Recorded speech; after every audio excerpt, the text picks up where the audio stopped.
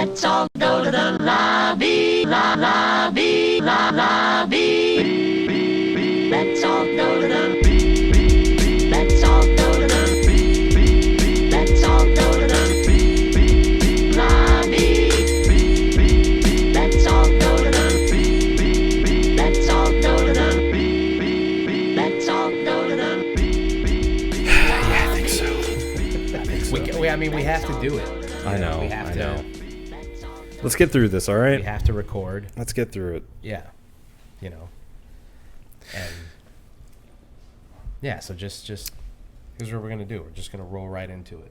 What's up, Brewskis? This is Adam Obesis Rodriguez with you, as always, is Mr. Marco Dupa. Hi. I would like to thank Rob for joining us last episode. I realized probably the day after that I didn't actually introduce him. Yeah, I didn't want to step on your toes. Yeah. Feel free. Okay. Feel free next time. I'm usually not in the hosting chair, so anything I may forget, please feel free to pick up. Okay. But yes, thank you, Rob, for joining us. We're going to have you back on. And the ghost story, too. Yeah, it was a good one. That was fun. Good time. That was much more fun than this week.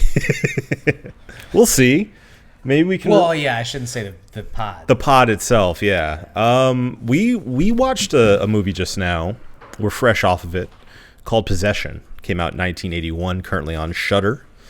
A very young Sam Neill in it, and his co-stars Isabel Adjani. Movie directed by Andrzej Zulawski, apparently a pretty lauded director from Poland. And this movie was made in West Germany. So I thought you were going to say in a week. No, it wasn't made in a week. I mean, it could have been.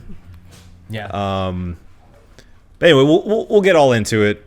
If we both look a little drained, you'll understand why shortly. To get us through, we have the Banana Brain remix from Hourglass Brewing, our old friends at Hourglass. It's an Imperial Stout blended with a 12-month cognac barrel-aged Imperial Sweet Stout with banana, pineapple, coconut, strawberry, walnut, cacao, vanilla, and milk sugar, which means I took two lactates. Comes in at a equal 11.5% ABV as our last beer, as our last IPA. What I'm saying, as our last stout that we had on this show for Not So Sober October. So let's roll into it, my friend. Do it. I'm so excited. So let me explain. The reason why I chose this movie was because, first of all, it got good reviews. I think you said it was hovering around the 80%. 86%. 86% on Rotten Tomatoes. On Rotten Tomatoes. Yeah. Obviously, as we've discussed in the past, you can't judge every movie just based on the Rotten Tomatoes score, but it's a good barometer generally for quality. It puts you in the right direction most of the time. And I'm a Sam Neill diehard. Growing up with Jurassic Park, of course. I thought it was in Die Hard. No, unfortunately, I mean, man. Can you imagine him in Die Hard? That could have worked. Yeah. That could have worked. Yeah, it could have.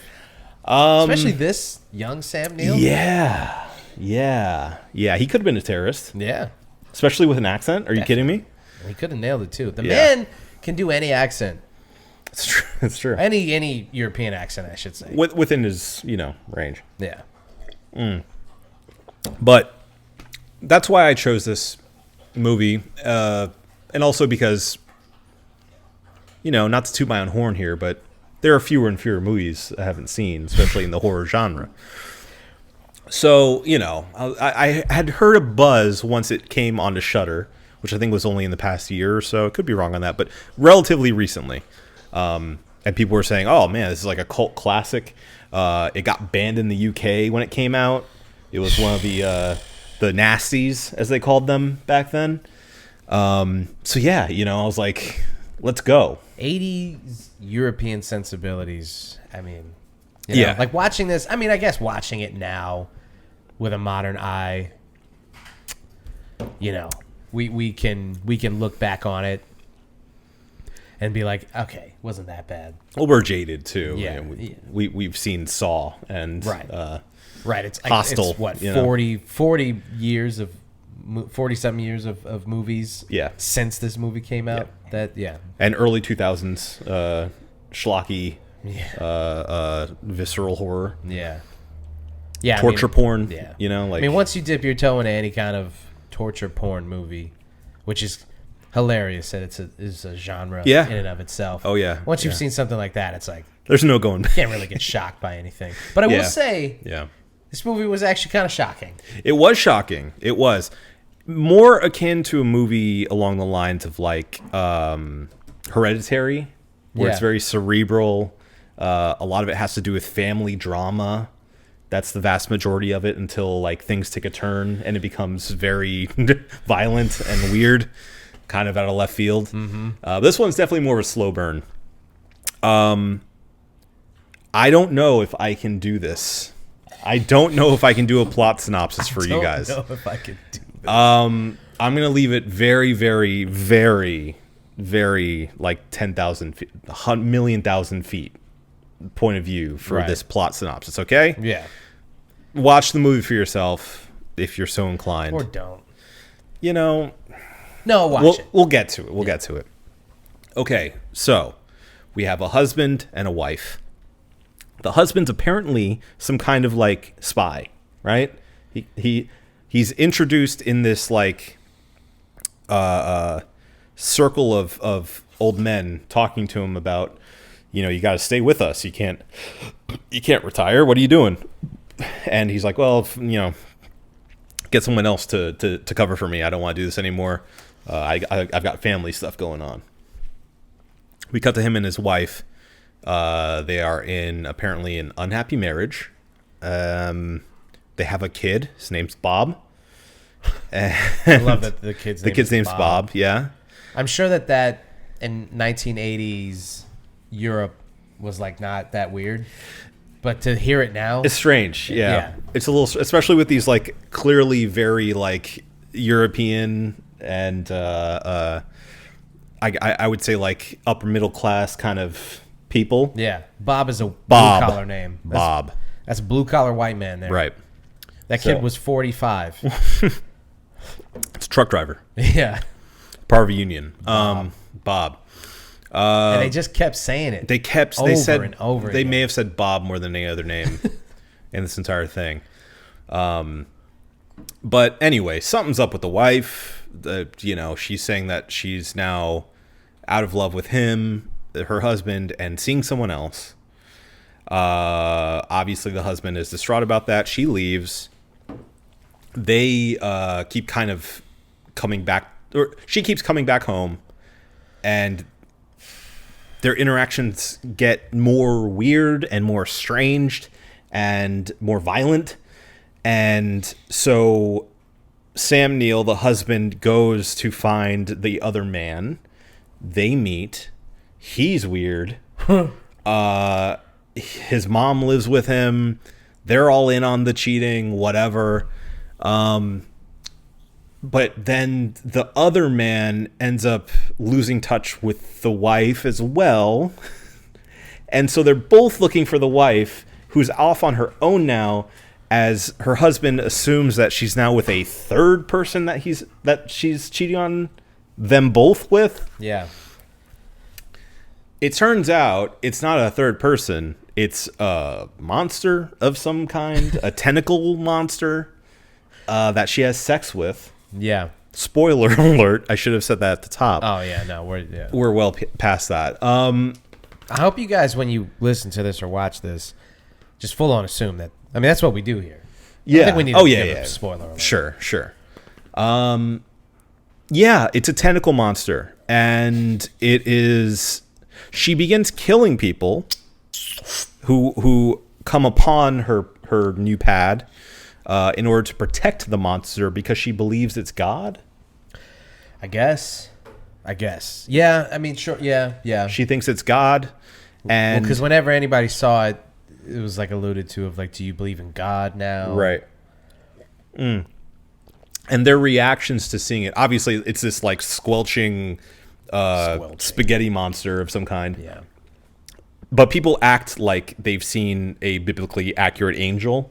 They're like, this can't be real. Well, I mean, I think if you saw that, Yeah. like when you assume you're gonna find another man, Sure. in this apartment, and you turn the corner and it's like this like slimy blob thing. Yeah. But then, Octopus like, man. It's got eyes and like it's.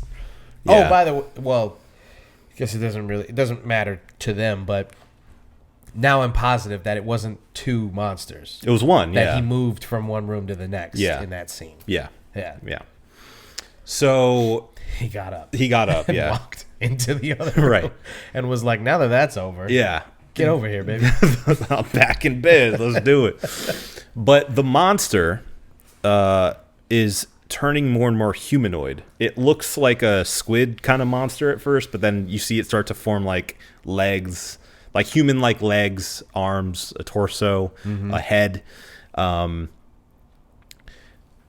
Sam Neill, as the husband, ends up killing the other man. Not the squelch monster. Not the squelch monster, but the actual other man, the Yeah. other human, after feigning to like be on his side to try to find his wife, and then goes back home after blowing up her apartment that I guess he thought the monster was in, but Yeah. wasn't. And then she Yeah. okay, this is where it gets muddy. Muddier. Muddier. They reconnect, right? They get back together in a way, in a sense.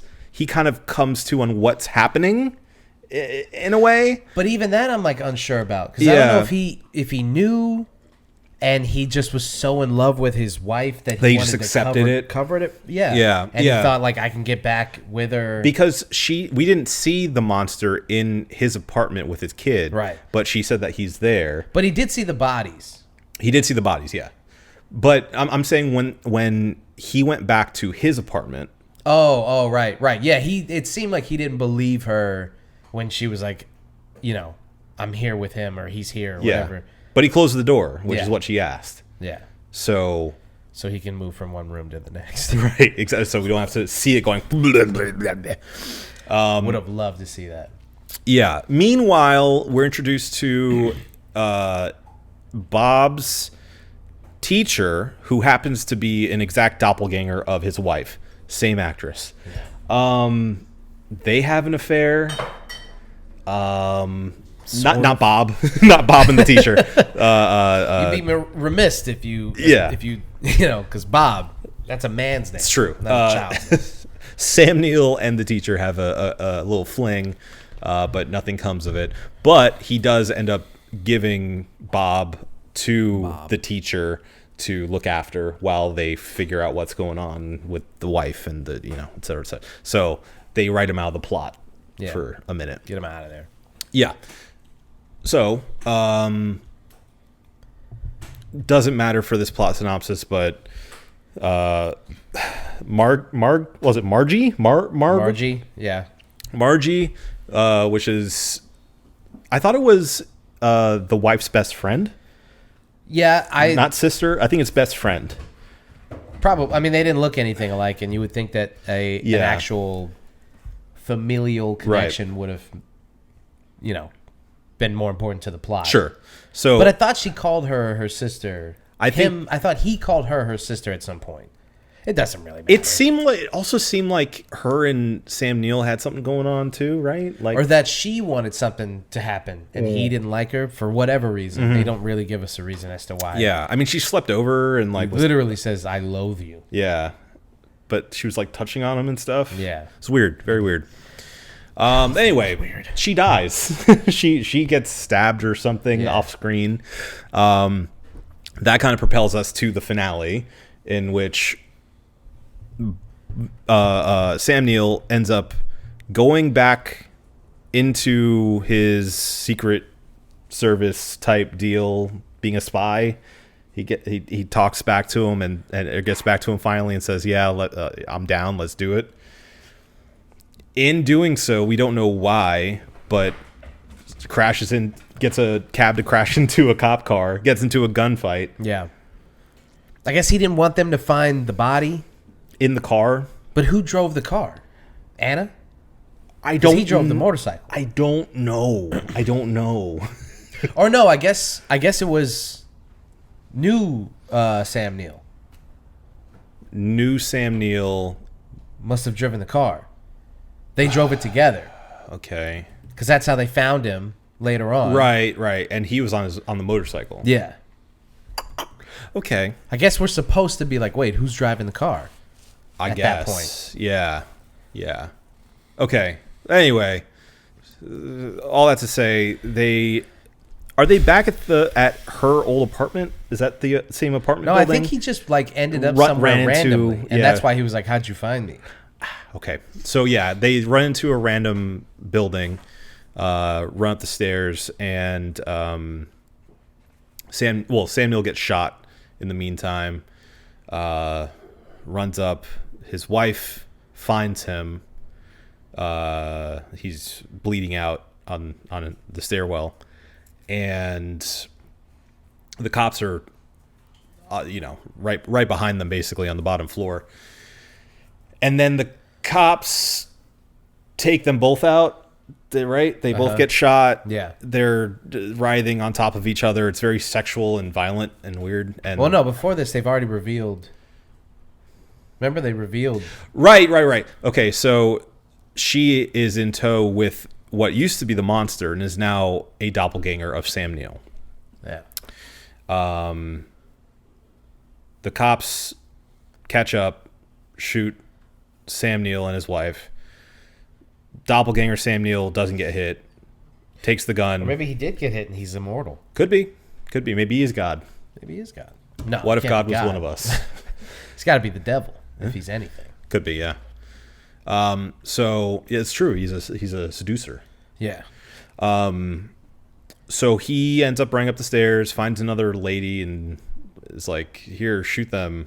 Okay, see you later, and runs out. Yeah. And then we cut to Sam Neill's apartment, where Homegirl's apartment. the teacher's apartment. Yeah. The teacher's apartment, where she's watching over Bob. Bob. Somebody rings the doorbell. Bob asks her not to open the door. Don't open it. Mm-hmm. She opens it, or she goes to open it. Doesn't open it. Right. He runs upstairs and jumps into the tub, I guess, to drown himself. Yeah. Meanwhile, she looks into camera, and there are sounds of like bombs and jets and the like apocalypse happening outside. Yeah. So And on the other side of the door is Sam Neill, Doppelganger Sam. doppelganger Sam Neill. Neill, kind of like writhing on the door. Like, I guess he's trying to get in, or maybe, who knows. And that's it. I can only assume. That's the movie. I can only assume that maybe the teacher is a monster too, and them two meeting together as doppelgangers cause the end of the world. Right. Maybe. But Anna knows the teacher. Or at least She says they've met. Yeah. yeah, but maybe they haven't. Maybe they haven't, or maybe they have, and this is part of the God quotes plan, and she's in on it. Okay. The only thing that I know is that I don't know anything about what I just watched. Yeah. And even like you going over the synopsis of it and like reliving those events in my mind, I still don't really, because you gave a very, like you said, a very surface level, very, very surface level. Yeah. overview of the movie. But even then, it's like there's so much that happens in those scenes that it's like it's so strangely acted, so strangely written. paced. Yeah, so The strangely writing written. is so like dense and like dreamlike. Yeah.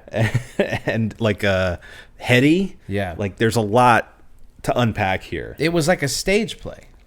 It came off to me very like Lynchian in a way. Yeah. You know, where it's like past the first half hour, it all feels kind of like a nightmare that's getting worse and worse and worse. Yeah. You know? Yeah, there was a Twin Peaks-ness to it with the melodrama. Yeah. Oh, yeah. It's very, especially towards the beginning, very melodramatic. I'll say this: if the movie was like about a dissolving marriage, and this woman who's estranged from her husband acting super strangely, then you finally find basically the first hour of this movie is Unfaithful. The movie Unfaithful. Yeah. Heinrich's like the sexy foreigner. Mm-hmm. She has gone off. She's left her husband and her kid for this like sexy guy. Yes. Even though he was not sexy, it's just strange, just a weird, just like. But he was zen and like different. Yeah. And she was into that with yin yang balls, apparently. Balls. And if the big climax of the movie was him murdering Heinrich, like in Unfaithful. Spoilers for Unfaithful if you haven't watched that. But and then the basically Unfaithful could have been just a remake of this movie if there wasn't the monster and kind of ominous end of the world vibes about it. Well, yeah. Because like it was also very like it's a very stark movie. Like it feels the scenes all feel very like dead. Like there's no life in the city. Yeah. And I think a lot of it has to do with its setting, right by the Berlin Wall when it still stood. Yeah. And you feel that oppression. They cut to like the soldiers on the other side of the wall a couple of times, like looking over with like their watching binoculars them and stuff. Yeah, yeah. And I mean, is that? And you said in your research that there's allusions to that. Like this is a metaphor for that. Well, yeah. I mean, I think even before looking it up, I felt like it's a pretty on the nose kind of metaphor here of a broken marriage and a broken country. Yeah, I mean, I guess that's what it seems like to me. Like on face value, that's what I saw as like, this thing turning that you loved that's turning into something monstrous and that's unrecognizable, and kind of the obsession over those things too. I saw a lot about like the obsession over a person or an idea or a thing that drives you to murder and darkness and all this stuff. But that's just, first time watch. So those are off the dome. I don't know if any of those actually have legs. First time watch, you're going to watch this again? We'll see. I wouldn't be caught dead watching this movie again. Well, look, I don't even want to watch the trailer. Something for positives here. I will say, I thought it was shot really well. There's some really good scenes, good setups. The camera work was really good. Lots of great acting in it. At first, I was a little like, "Is this bad?" But it was just because it was melodramatic. Is this bad? And I kind of had to like get acclimated to what they were vibing with. And the further along we get, I mean, especially. Isabel Adjani does some incredible stuff. She's amazing. Yeah. She's amazing in it. So yeah, I mean, I think those are probably my big positive takeaways. I feel like there's a lot under the surface that you can dig for if you're looking for it. Yeah. And I'm about to get negative, so you go ahead. What did you like about Possession?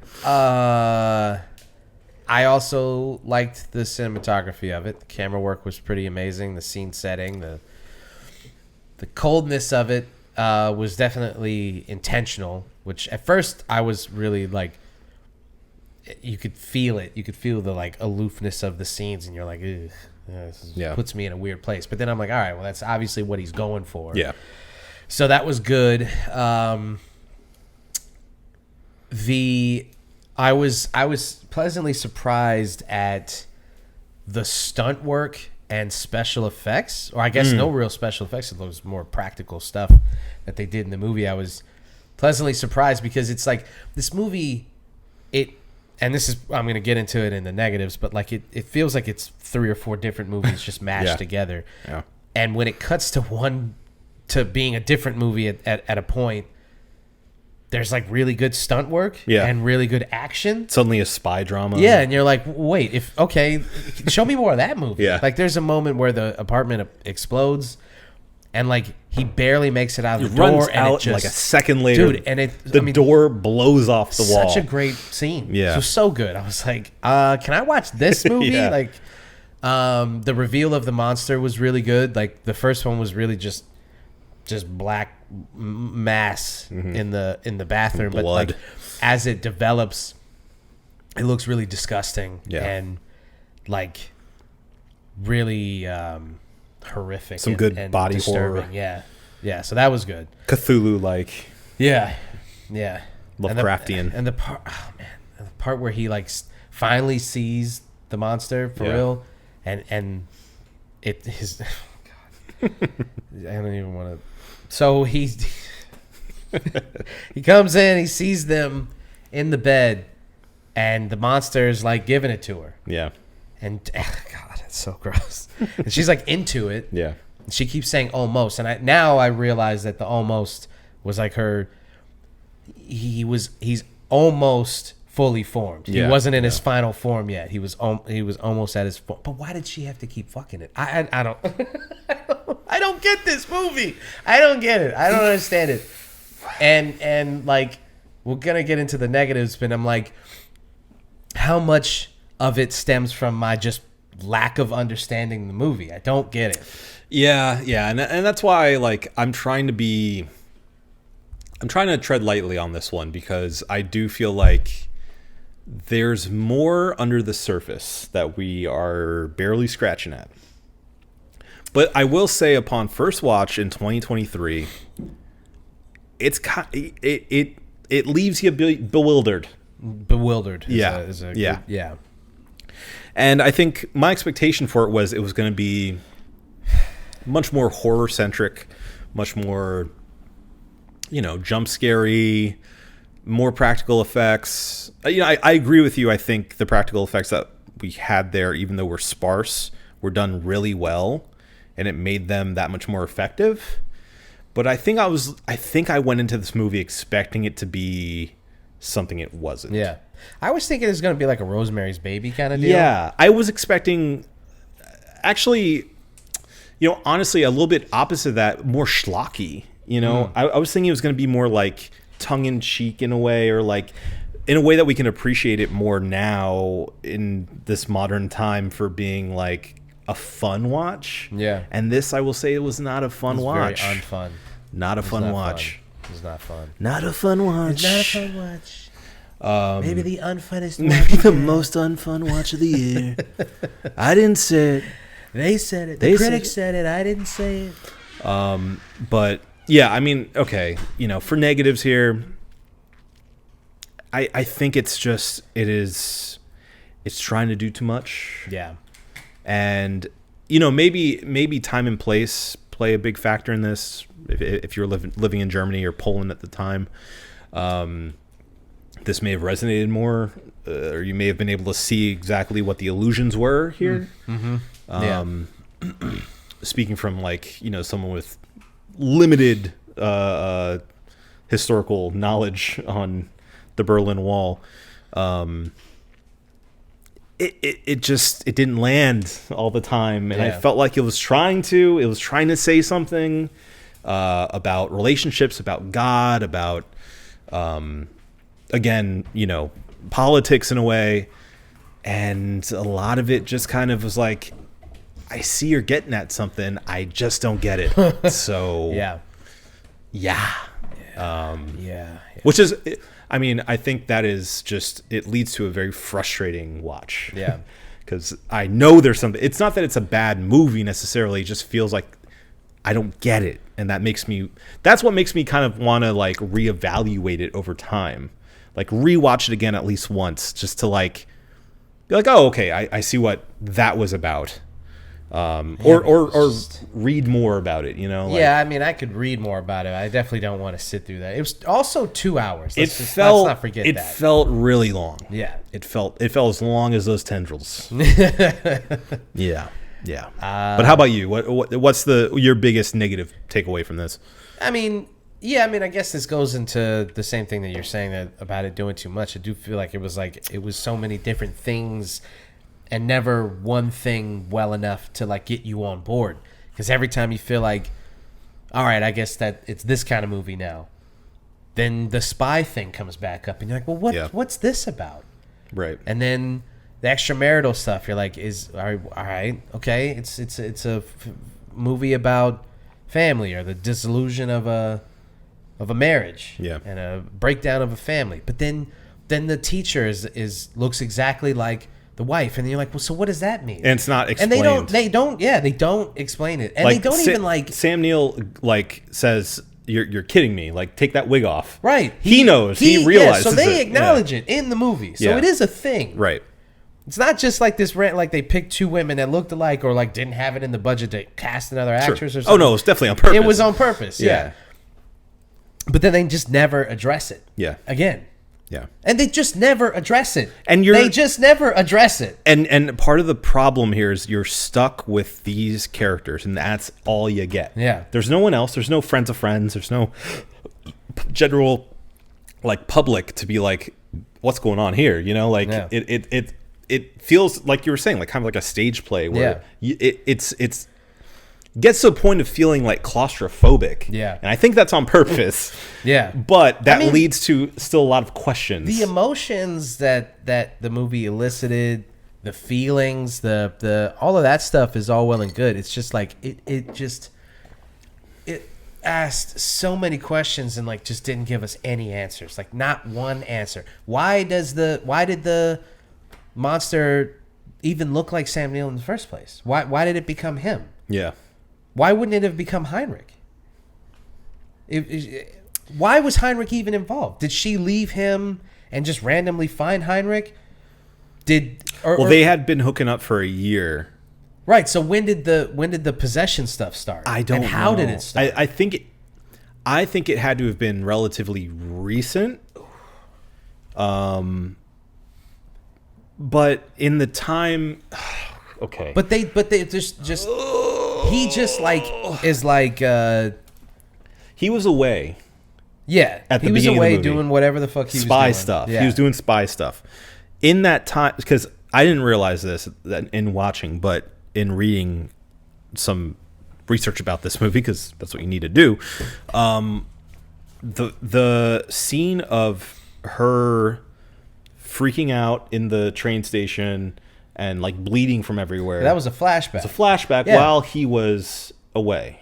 I didn't get that until like later on that I was thinking about it and I kind of and I was like, oh, that didn't happen. That didn't just happen. That was, yeah. So that has to have something to do with the monster, right? Right. Because that's not natural. Like, she was fucking the monster. Yeah.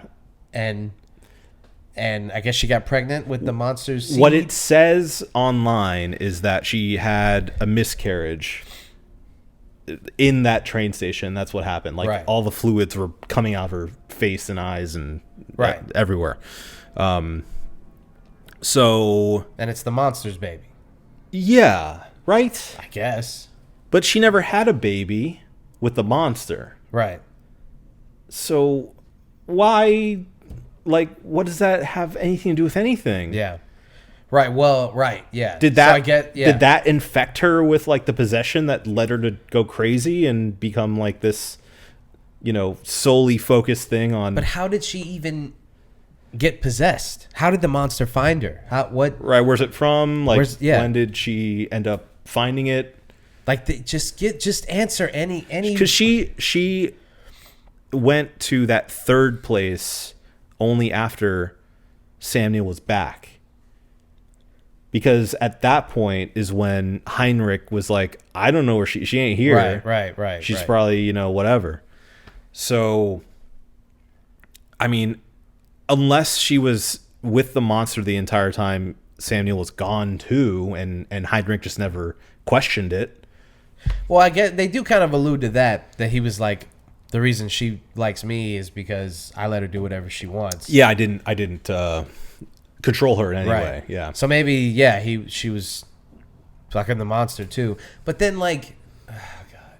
But okay, again, why did it become Sam Neill?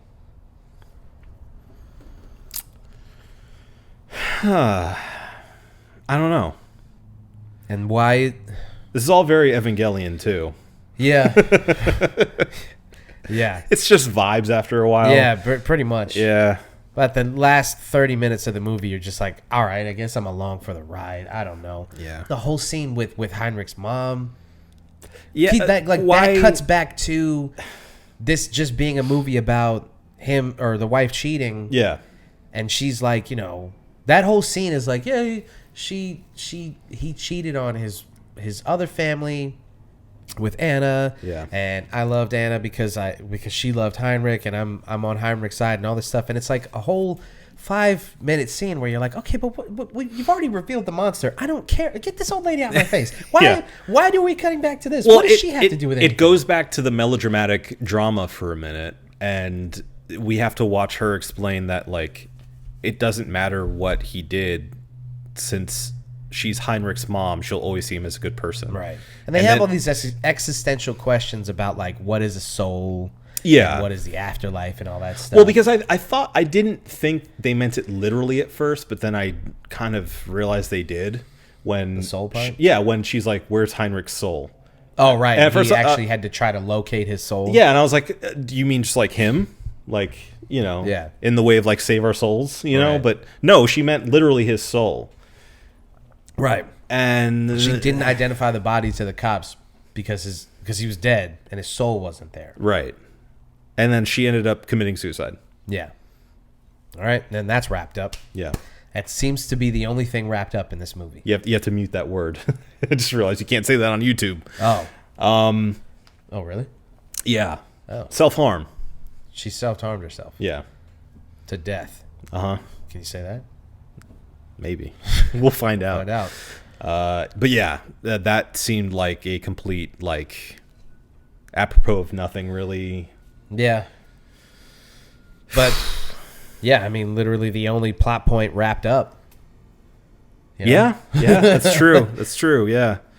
There was some finality to that. I don't know. Yeah, it was a very...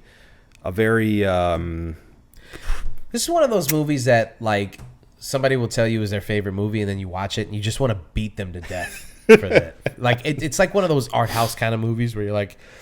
This is the shit that, like people make fun of when they talk about... When people who don't know shit about movies are like, well, yeah, the film bros just, like, watched black and white, sure, 2-hour French people art house smoking. art tour. Yeah, that type of shit. This is that kind of movie.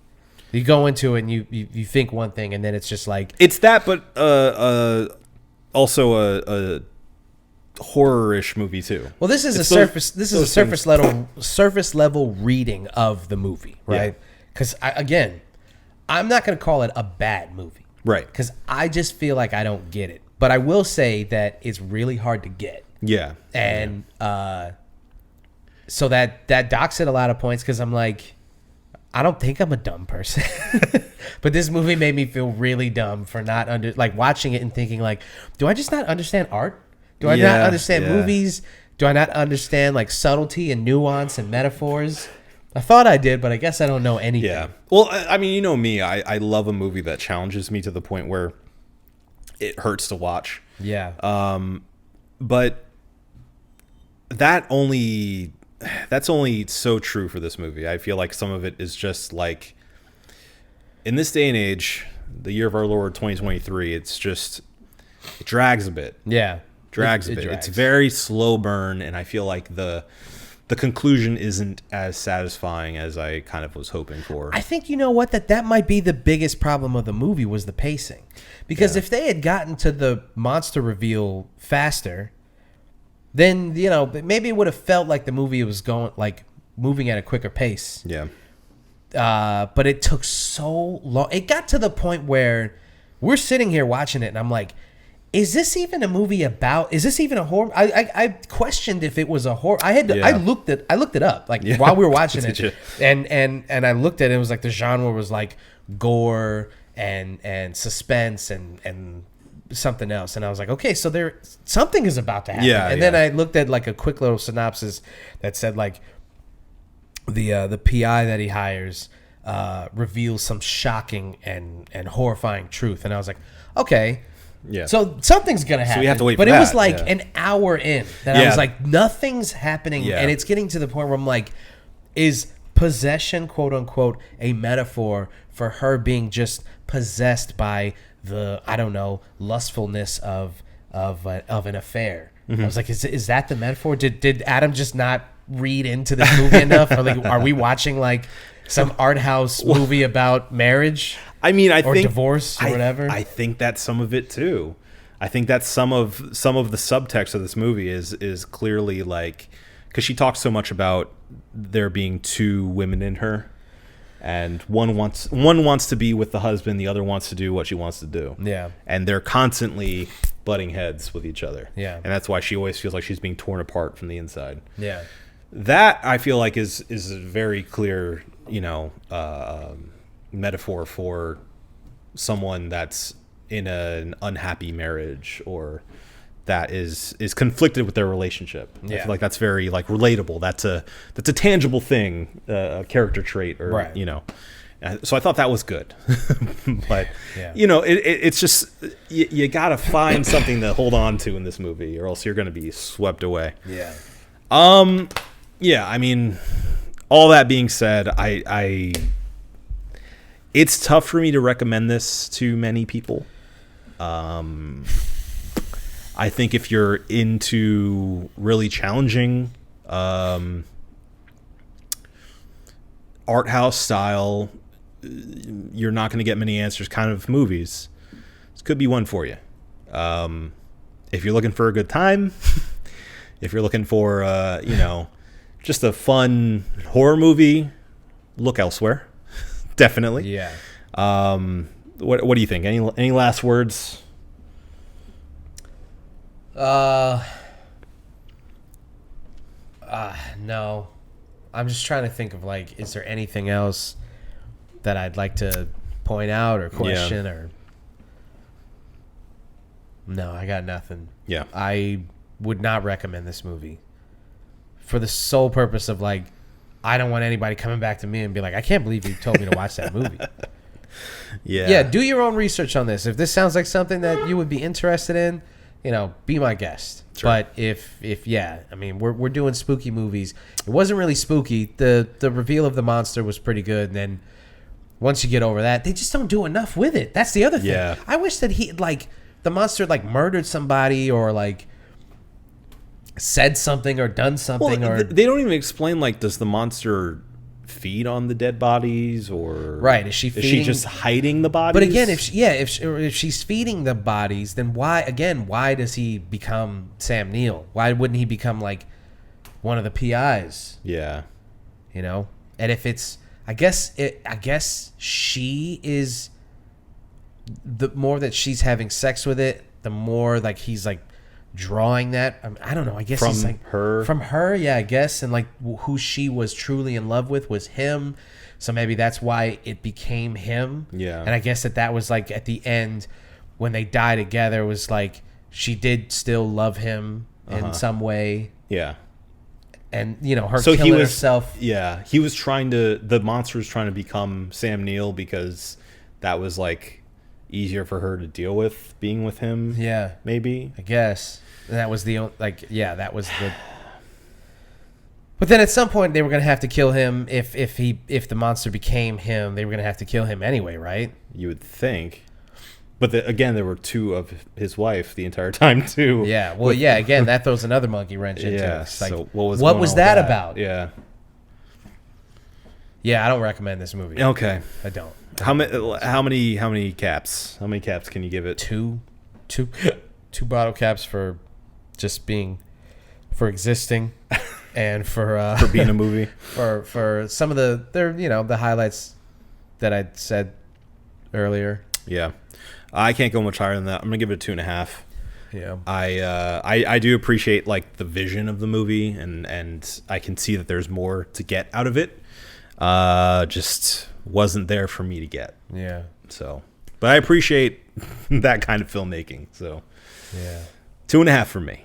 2.5 for me. Anything else you want to add in there? I just want to watch anything else. Yeah, let's do that. Let's next week we need to watch like something just really entertaining, something fun, something palatable. and, you Yeah, know, I don't know, like it's gonna be okay.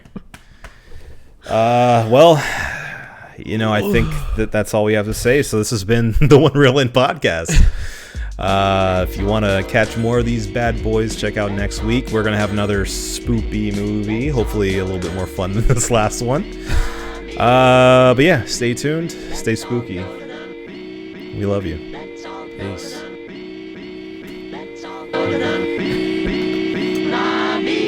To get ourselves a treat.